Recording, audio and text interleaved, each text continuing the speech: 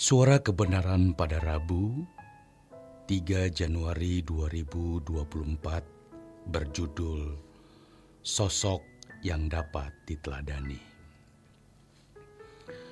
Saudaraku sekalian, kalau kita bisa menjadi seorang hamba Tuhan yang menemukan hidup yang bisa kita tawarkan kepada sesama, pasti Tuhan mencukupi kita, bahkan melimpahi kita dengan berkat jasmani dan rohani.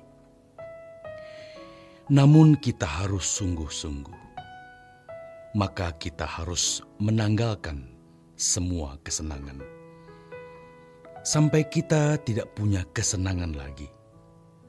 Sebab ketika kita punya kesenangan dan Tuhan tidak ikut menikmati kesenangan itu, sejatinya kita keluar dari hadirat Allah. Apalagi kalau kita berbuat dosa. Dan kalau kita keluar dari hadirat Allah, artinya kita keluar dari pokok anggur. Menjadi hamba Tuhan berarti kita harus rela kehilangan hidup atau kehilangan nyawa. Dan sebaliknya, kita harus memiliki nyawa Kristus sehingga kita akan menampilkan kehidupan yang Allah kehendaki. Dan ini yang harus para pelayan Tuhan tawarkan. Jadi harus digoreskan di dalam hati para hamba Tuhan. Dilihat dari satu aspek pelayanan, haruslah menawarkan jenis kehidupan yang berkualitas tinggi. Dan jemaat harus dapat menemukan sosok Kristus di dalam hidup para hamba Tuhan. Belas kasihan kita, kasih kita kepada jemaat, dan ini akan menjadi kesan yang kuat di dalam hidup mereka. Kita boleh marah, tetapi jangan melukai. Sebab jika kita melukai, maka mereka tidak akan mendapat sosok teladan. Jemaat harus menemukan wajah Yesus di diri para hamba Tuhan. Maka jagalah perkataan, jagalah sikap kita. Suatu hari mereka akan menawarkan versi kehidupan ini kepada orang lain dengan membawa pengalaman hidupnya bersama kita. Jika demikian, percayalah, kita akan menikmati apa yang dijanjikan oleh Tuhan Yesus, yakni damai sejahtera kutinggalkan bagimu. Damai yang dinikmati oleh penduduk surga, para malaikat. Tetapi kalau karakter kita buruk, maka tidak mungkin kita dapat menikmati meaningful life atau hidup yang berarti. Maka kalau kita dalam keadaan sulit, untuk makan pun sulit atau seadanya, tidak ada fasilitas, jangan kita kehilangan damai sejahteranya. Sejatinya itu adalah suatu kehormatan. Namun, bagaimana kita bisa tetap menikmati damai Tuhan di tengah-tengah keadaan sulit seperti itu? Ketika kita menikmati Tuhan, kita bisa melakukan kehendak Tuhan, dan sejatinya itulah kebahagiaan kita. Itulah sebabnya kita tidak pernah kehilangan harapan dan kerinduan untuk pulang ke surga.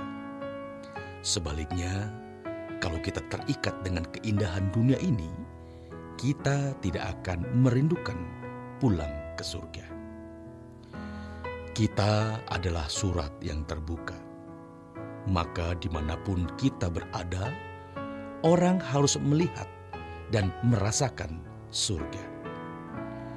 Ketika sukacita kita di dalam Tuhan, maka pasti kebahagiaan kita bukan di bumi ini. Dan kita pasti akan rela berkorban untuk Tuhan. Karena apa yang kita tabur bagi pekerjaan Tuhan akan diingat Tuhan di kekekalan. Kita menawarkan kehidupan, dan kita adalah duta-duta yang menawarkan bentuk versi satu kehidupan yang sekaligus di dalamnya menawarkan kerajaan surga. Jangan sampai kita menawarkan dunia karena versi hidup kita yang telah diracuni oleh dunia. Iblis aktif seperti singa yang berjalan keliling mengaum mencari orang yang dapat ditelannya. Kita harus merapat kepada Tuhan. Yakobus 4 ayat 7 hingga 8a berkata, "Karena itu tunduklah kepada Allah dan lawanlah iblis, maka ia akan lari daripadamu. Mendekatlah kepada Allah, maka ia akan mendekat kepadamu."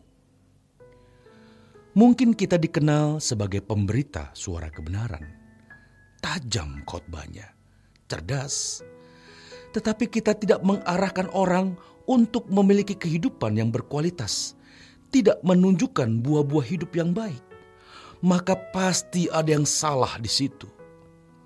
Kita tidak boleh mengandalkan kemampuan berkhotbah, paparan suara kebenaran yang bagus.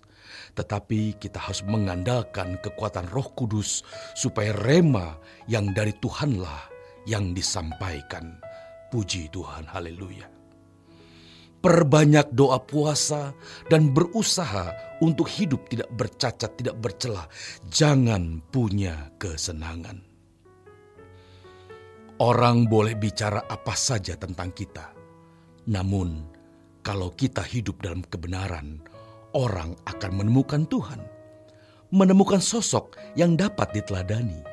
Jadi, kita tidak takut berjanji untuk hidup suci dan mencintai Tuhan karena memang tidak ada pilihan. Kita harus berani begitu, saudaraku. Terutama bagi hamba-hamba Tuhan, di mana kita sungguh-sungguh menawarkan satu versi kehidupan yang berkualitas tinggi. Tuhan tidak memakai malaikat untuk melakukan tugas ini.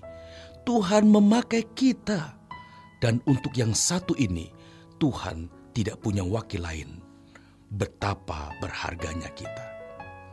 Selamat berjuang, saudaraku. Tuhan Yesus memberkati.